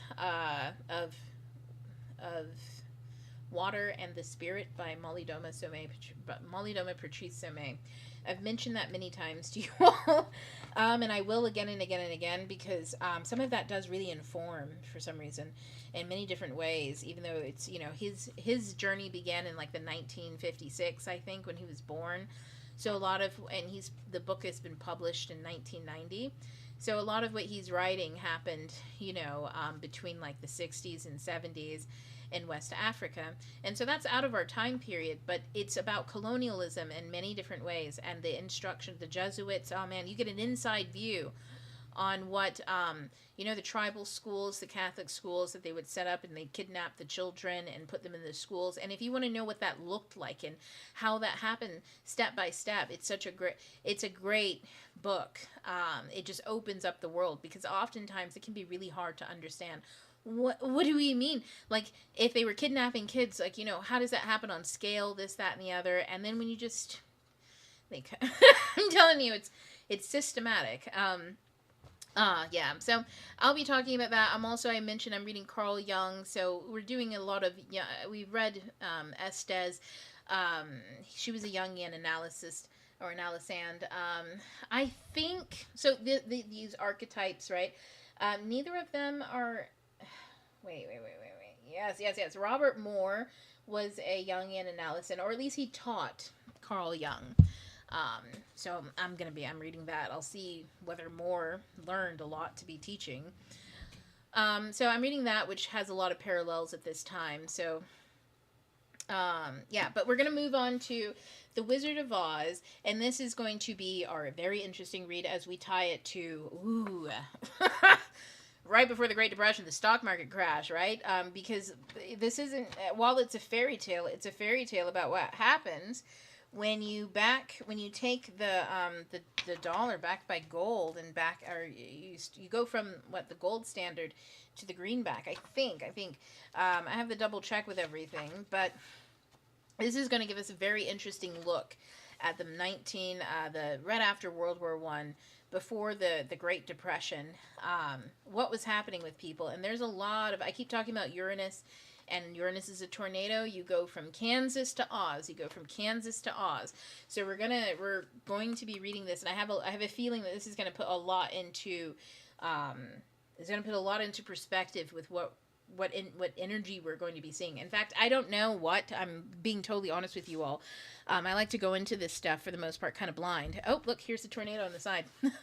So here's Uranus here on the side. But I like to go into these things fairly blind, without biases, and just see what synchronicities kind of pop up, and then look at it historically. Obviously, we'll look at the author and stuff like that, and to see what we can pull out. And then last but not least, I want to mention before I jump into the discussion, and let me see who's here. I think it's just going to be you and me, Megan, right? Yay! That'd be nice. We can chat. And just in case anybody else, let me see. Let me go to the Patreon channel. Oh my God. I've got so many different... Oh, here we go. Anybody who is on Patreon who wants to be a part of the discussion, sounds like he wanted the life without the responsibility. Absolutely, Denisha. No, if you're still in here, yeah, he was definitely about he was definitely about experiencing the whimsy of being a parent without, like, the way that you would watch a Disney movie and be like, oh man, I want to be a parent so that I can, you know what I mean? And it's like the parent has like 3 scenes in this whole movie, but you're like, this is the parent I would be, based off of 3 scenes, and those are the only scenes you can play. So when those scenes are done being played, you're like, okay, I'm gonna go home and then I'll come back and we can play these scenes again tomorrow. You know what I mean? Meanwhile, the kid's just sitting there. Honestly, as a woman, I fear I've been very, unfortunately. No, as an author, like the reason why I can tell what Barry was doing is because I recognized those patterns early on as an author. Okay, I was like, man, everything is, I can take notes on everything. Everything in life is material. But the thing is there's a difference between material to publish and material to reflect upon, to understand the dynamic that's going on. And then when you understand it, that becomes a tool in your arsenal, the dynamic, right? Yeah, like my book, Smash It. It's an Othello retelling. Now, it's hilarious. I've had quite a few people think that I was like that it was my personal diary, and that they were one of my like love bows. And I'm like, how is it that multiple people feel this way, first of all, when none of you qualify? Second of all, this is embarrassing. And then, like, if I'm gonna really put the cherry on top of the icing, this is technically like inspired by like a Degrassi watching that I did. Man, I love Degrassi because it's always so dramatic and crazy and silly. And I grew up watching it, The Next Generation, right? And so I absolutely, I love The Boiling Point. It goes there. It's a great, like, kind of like it's a great way for teens to be able to watch a lot of other teens make mistakes and then be able to reflect and think about those things, and also have empathy for others.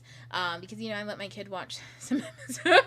And we watch together for the most part. And so we talk an awful lot about, like, why did this person do this? Well, like, like, what do you think that they handled that well, and this and that, and like, there's a lot of sometimes judging going on. And I judge very loudly. I'll be like, oh my God, this is so fucking stupid. I can't stand this kid. You know what I mean? From like a teenager me.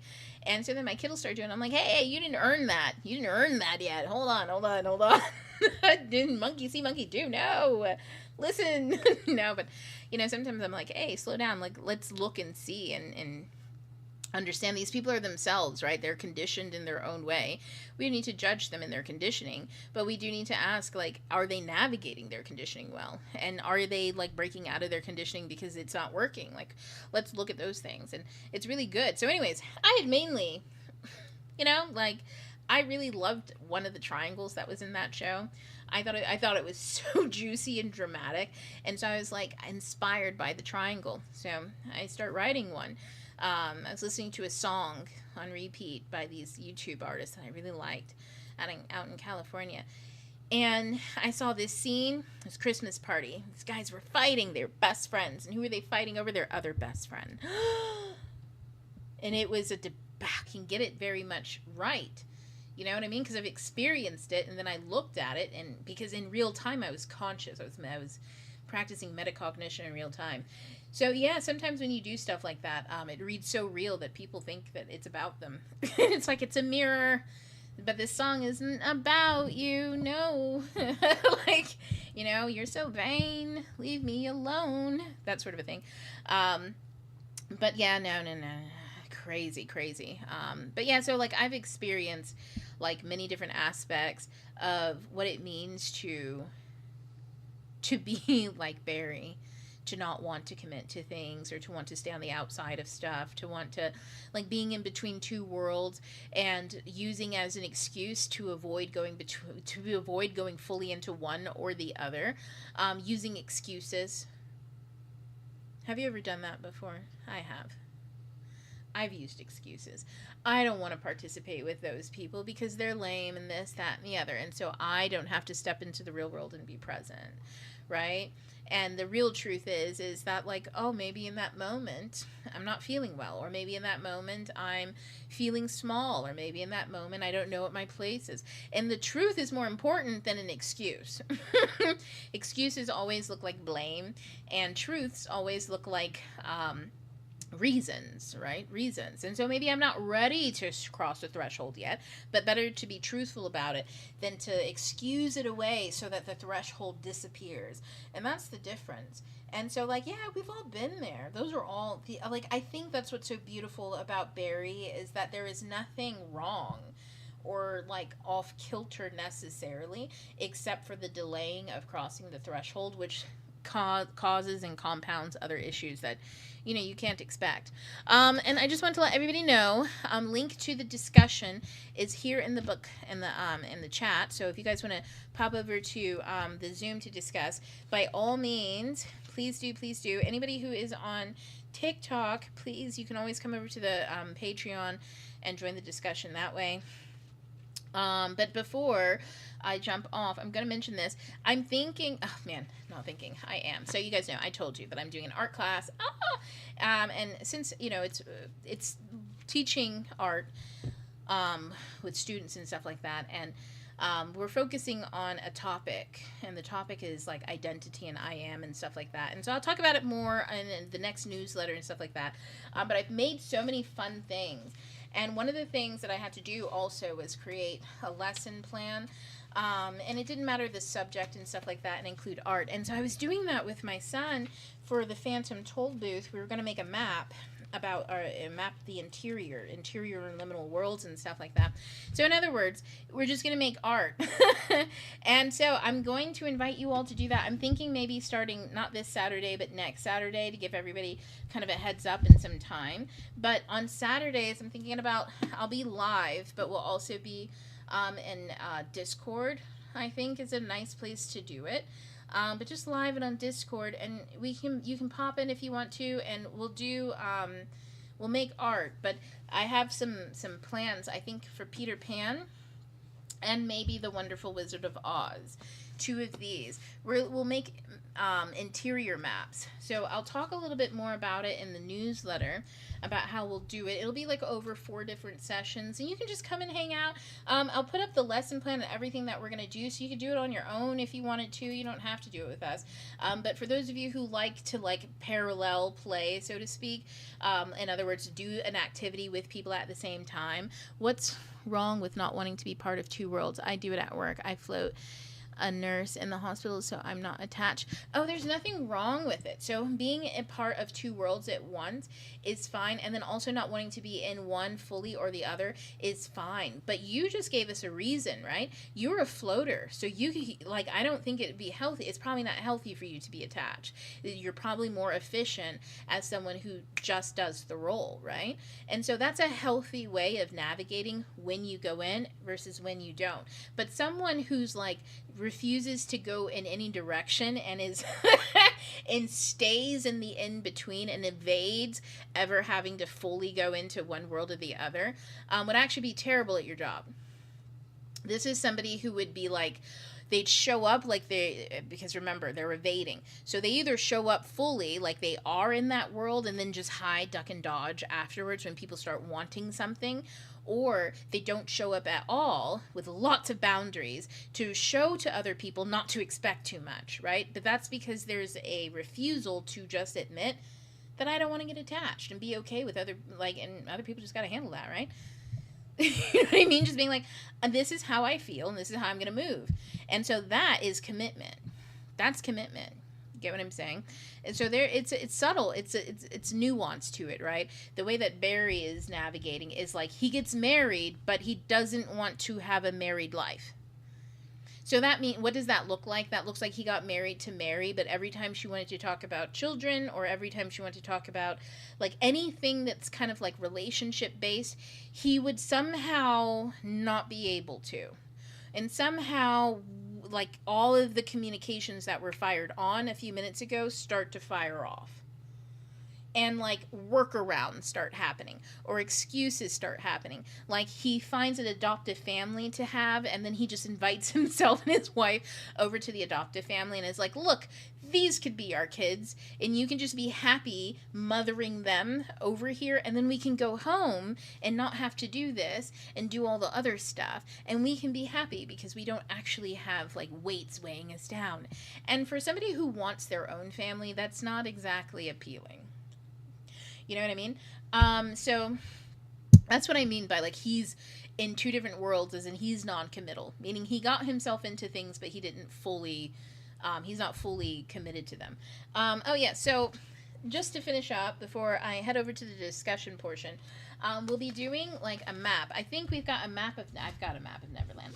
So our first session, we're gonna sit around and we're gonna look at different references. We'll look and pull up maps of Neverland that we can find, and we'll find other maps of Neverland that other people have made. You know what I'm saying? I'm going to look for as many of them as I can, and also some references of antique maps, things like that. And we can either, I think the options will be either you can map Neverland, right, the way that you see it when you were reading the book. You can also map your own imaginative island and what would be on there, right? Or you can map the island as the way that a character experiences it or sees it. And so I think that would be fun.